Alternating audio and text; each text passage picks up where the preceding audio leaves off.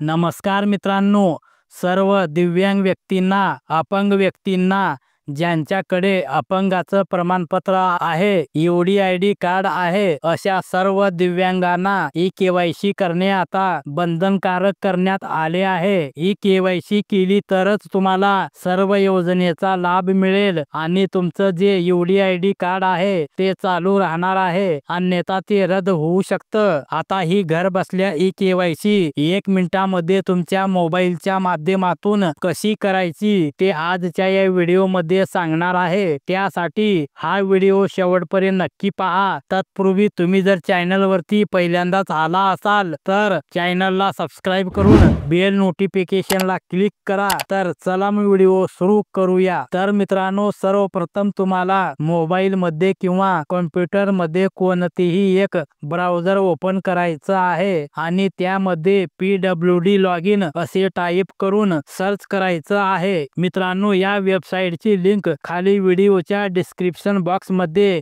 दिली आहे. त्या लिंक वरती क्लिक करून थेट तुम्ही या वेबसाईट वरती येऊ शकता. इथे आल्यानंतर आपल्याला UDID नंबर किंवा एनरोलमेंट नंबर या ठिकाणी टाकायचा आहे. त्यानंतर या ठिकाणी आपली जन्म दिनांक म्हणजेच date of birth Aadhaar card वर जी आहे ती या ठिकाणी टाकायची आहे. त्यानंतर कॅप्चर या ठिकाणी टाकायचं आहे, प्लस मायनस त्याचं जे उत्तर आहे ते या ठिकाणी टाकायचं आहे आणि लॉगिन वरती क्लिक करायचं आहे. त्यानंतर हे अशा प्रकारे ओपन होईल. इथे भरपूर ऑप्शन तुम्हाला दिसतील, त्यापैकी अपडेट ई-KYC यावरती क्लिक करायचं आहे. त्यानंतर थोडं खाली यायचं आहे. खाली आल्यानंतर या ठिकाणी तुमचा आधार नंबर टाकायला विचारेल, तर काही जणांना त्यांचा आधार नंबर हे ऑटोमॅटिक आलेलं असेल. त्यानंतर खाली चेक बॉक्स वरती क्लिक करायचं आहे आणि जनरेट OTP वरती क्लिक करायचं आहे. त्यानंतर आधार कार्डला जो मोबाईल नंबर लिंक असेल त्या मोबाईल नंबर वरती एक 6 अंकी OTP येईल. तो